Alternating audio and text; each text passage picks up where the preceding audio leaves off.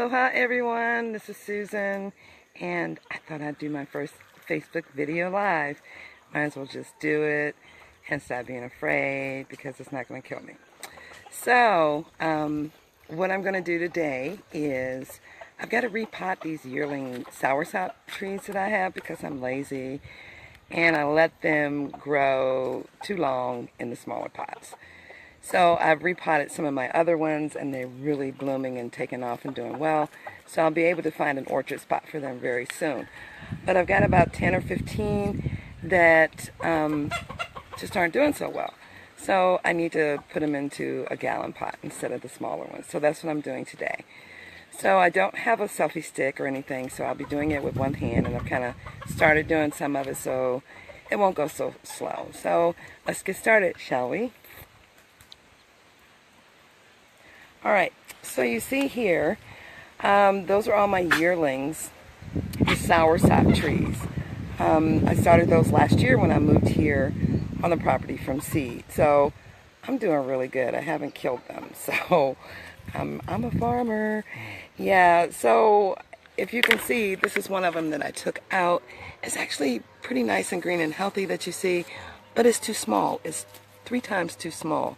Should have been as big as that one back there that you see right there. That's the same year tree. So yeah, being lazy really stumps your plant's growth. Don't do that. So as you see, it got root bound, you know, and so it couldn't get any bigger. And then soursop does not like wet feet, as they say. So you don't want to keep it too wet. It has to be kind of in a drier spot, in a spot that has maybe up on the hill and a drainage. You can't have it down on the lower part of your property where it will get rotted and it just won't grow. All my chickens. And so what I'm going to do here is I got this larger gallon pot here. It came out of this one, so you see the difference in the size. Big difference. Yeah, that should have been moved long ago. So I put IMO, indigenous microorganisms, which is this, actually a soil is broken down of compost over a year, 6 months to a year, and you use that and you dry it out, and you've got fertilizer for your soil that would draw in all the bugs and worms and everything, and organisms that will feed your plant. The droppings off of worms actually are fertilizer for your plants, so that makes vermicomposting, that makes your plants grow really big. So I already put some of that in here, but I'm going to put a little bit more on the top here and mix it in. So you don't put a whole lot in there, you just kind of mix it in there because you don't want it to burn your roots. It's not really that bad, but I don't filter my soil because it takes so much time. This breaks down anyway. I live in the jungle, so it's a little bit different than your regular yard. So I just made a little indentation in there and put the plant in there. So I want it, it's growing a little crooked, so I want it to where, as you see, that's even or just a little bit above the rim of the plant, because you don't want this neck of the tree wet, and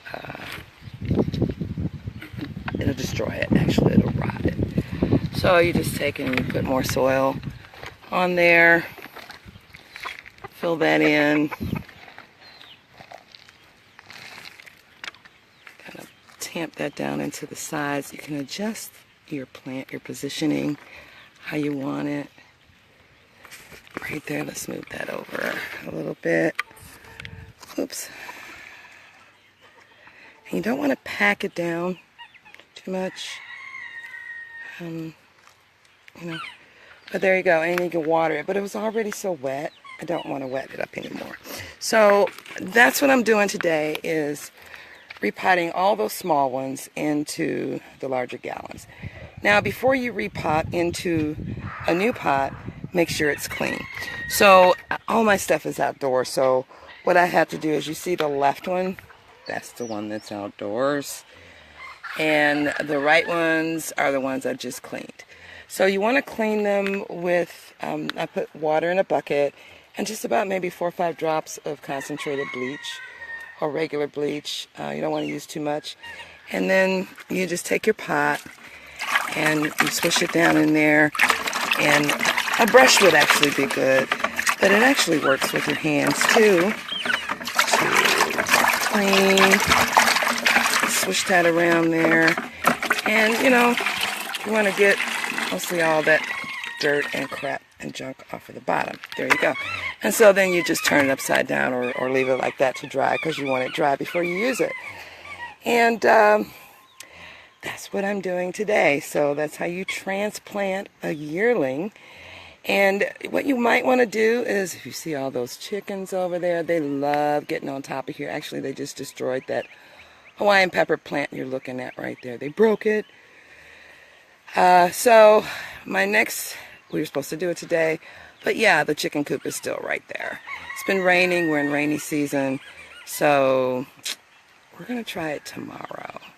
Thursday, I'm going down to Isaac Holly to do a cleanup, so it won't be Thursday.